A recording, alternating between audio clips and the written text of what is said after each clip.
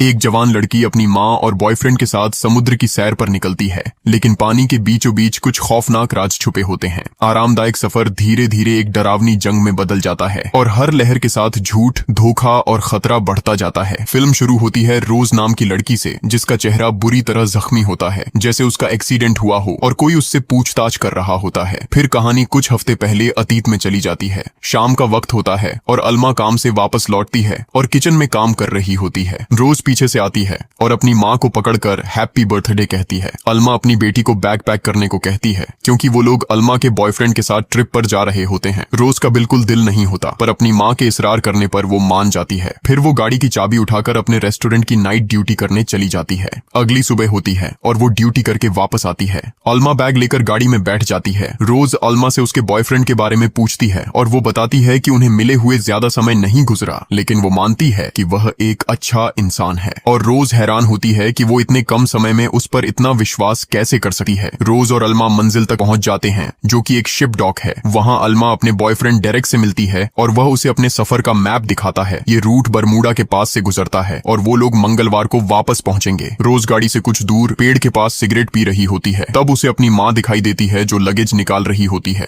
और एक आदमी उसके पास आता है। रोज चलते वक्त अपनी माँ से उस आदमी के बारे में पूछती है और अल्मा बताती है कि वो उससे सिर्फ यह पूछ रहा था कि वो कहाँ जा रहे हैं। आखिर रोज डेरेक से मिलती है और वो उसे बताता है कि यह एक सेकंड हैंड बोट है और उसने इसे सफर के लिए खरीदा है। अब वो बोट पर अल्मा का बर्थडे सेलिब्रेट करते हैं। डेरेक अल्मा को एक शर्ट और रोज को एक चाकू देता है। रोज उससे उसकी नौकरी के बारे में पूछताछ करती है और वह बताता है कि पहले वह पुलिस में था और अब प्राइवेट सिक्योरिटी कंसल्टेंट है। उसके बाद डेरेक रोज को बोट चलाना सिखाता है और अल्मा उनकी तस्वीरें लेती है, लेकिन अचानक रेलिंग से टकराने पर वे पानी में गिर जाते हैं। डेरेक रोज को कंबल और फर्स्ट एड किट लाने के लिए भेजता है। वहाँ रोज की नजर राइफल्स और गन्स पर पड़ती है, जिसे देखकर वह थोड़ा चौंक जाती है, लेकिन फिर सिर्फ कंबल और फर्स्ट एड किट लेकर बाहर आ जाती है। डेरेक ने अल्मा को पानी से बाहर निकाल लिया होता है और रोज अल्मा को कंबल करवाती है। फिर वे देखते हैं कि मौसम खराब हो रहा है और नीचे केबिन में चले जाते हैं। अल्मा ने पहले कभी बोट का सफर नहीं किया होता, तो वह वापस घर जाने की जिद करती है, पर डेरेक उसे तसल्ली देता है कि कल तक सब ठीक हो जाएगा। अगली सुबह रोज ऊपर आती है और देखती है कि मौसम वाकई ठीक हो गया है और उसकी माँ आराम से शराब पी रही होती है। वह अपनी माँ से कहती है कि उसे वापस जाना है, पर अल्मा कहती है कि यह बहुत हसीन जगह है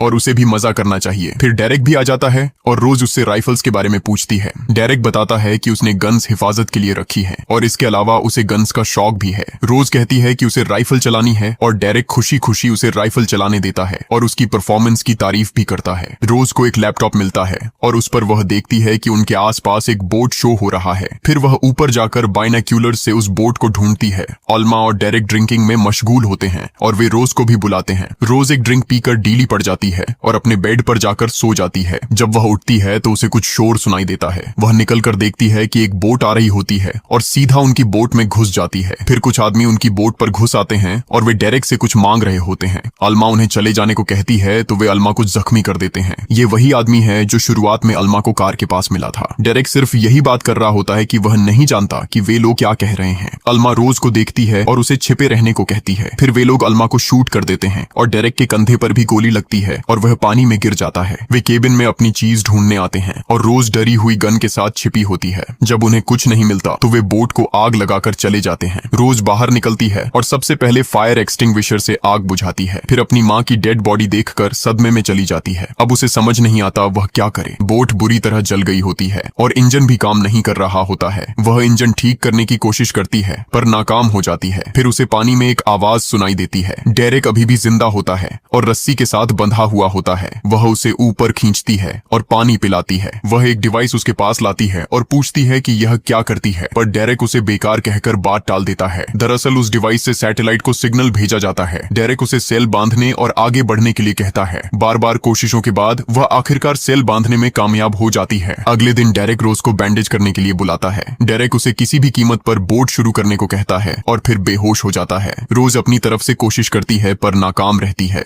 उसकी नजर कुछ तस्वीरों पर पड़ती है। इन तस्वीरों में डेरेक उन्हीं आदमियों के साथ होता है जिन्होंने उस दिन बोट पर अटैक किया था। इसका मतलब था कि डेरेक उनसे झूठ बोल रहा था। रोज चुपके से जाकर डेरेक के हाथ बोट से बांध देती है और उसकी सेफ्टी नाइफ भी ले लेती है, लेकिन कुछ देर बाद डेरेक अपनी जगह से गायब होता है और नीचे केबिन में पहुंच जाता है। रोज उससे उन आदमियों के बारे में पूछती है और वह कहता है कि वे राक्षस हैं और जितना कम जाने उतना बेहतर है। डेरेक इंजन ठीक करने की कोशिश करता है और उसे बातों में उलझाए रखता है। इंजन ठीक नहीं होता और अब उनका आखिरी सहारा था सी ब्रीज और एक छोटी सी सेल। वे 2 दिन से पानी में सेल कर रहे होते हैं और तीसरे दिन रोज की नजर एक आइलैंड पर पड़ती है और डेरेक से बिना पूछे वह आइलैंड की तरफ बोट घुमा देती है। अब एक सेल के साथ वे लोग किनारे पर नहीं पहुंच सकते थे तो डेरेक राफ्ट इस्तेमाल करने को कहता है। वे दोनों राफ्ट में बैठ जाते हैं और डेरेक उसे चप्पू चलाने को कहता है क्योंकि उसका एक हाथ गोली की वजह से बेकार हो गया होता है। रोज तेजी से चप्पू चलाना शुरू कर देती है लेकिन उसका एक चप्पू पानी में चला जाता है। उसे पकड़ने के चक्कर में वह पानी में गिर जाती है। डेरेक तुरंत पानी में कूदा है और जैसे तैसे करके रोज को किनारे तक खींच कर ले जाता है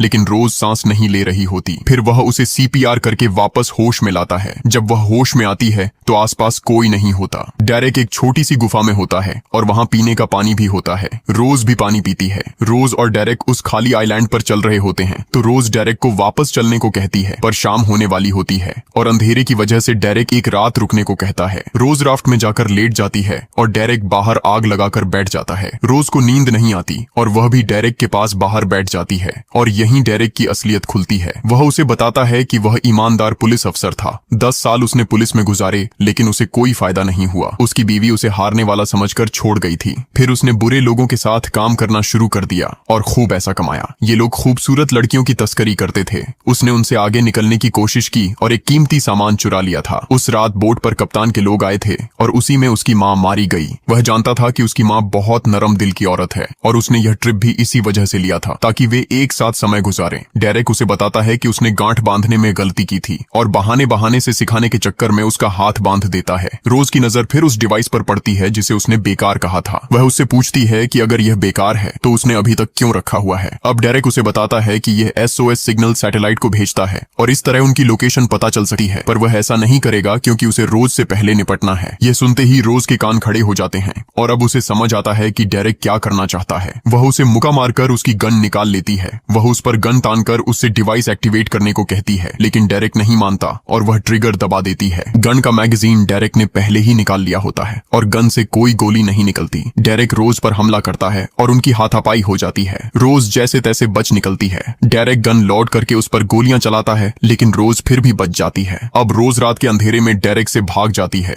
और अपनी रस्सी खोलकर एक जगह छिप जाती है। सुबह होते ही वह प्लान करती है कि वह राफ्ट किनारे से लेकर बोट पर चली जाएगी लेकिन डेरेक ने उसका पीछा अभी तक नहीं छोड़ा होता। वह जैसे ही नीचे उतरती है और राफ्ट को देखने जाती है तो डेरेक उस पर फायरिंग कर देता है। वह फिर भी नहीं रुकती और पानी में भागते हुए राफ्ट की तरफ बढ़ती है। उतने में डेरेक पेड़ से गिर जाता है। रोज उसकी तरफ ये देखने के लिए बढ़ती है कि वह जिंदा है या मर गया तो डेरेक अचानक उठकर उसे चाकू से मारना शुरू कर देता है और एक चाकू उसे लग भी जाता है। फिर रोज एक पत्थर उठाकर उसके सिर पर मारती है और उसके बैग से वह डिवाइस उठाती है लेकिन उसे डिवाइस एक्टिवेट करना नहीं आता। वह रोज से कहता है कि वह उसके बिना डिवाइस एक्टिवेट भी नहीं कर सकती। रोज उसे छोड़कर वापस बोट पर चली जाती है और अपने जख्मों की मरहम पट्टी करके सो जाती है। अगली सुबह वह उठकर देखती है कि बोट में सारा पानी भर गया है और वह डूब रही है। कुछ जरूरी सामान उठाकर वह राफ्ट में शिफ्ट हो जाती है। वह अपनी माँ की बॉडी भी खींचकर राफ्ट में रखने लगती है लेकिन वह बॉडी पानी में गिर जाती है। फिर रोज अपनी माँ को अंतिम अलविदा कहकर पानी में डूबा देती है और जोर से रोना शुरू कर देती है। अब उस राफ्ट में 2 दिन तक वह तैरती रहती है और उसे पता नहीं होता कि उसे क्या करना है। तीसरे दिन उसकी नजर एक बोट पर पड़ती है।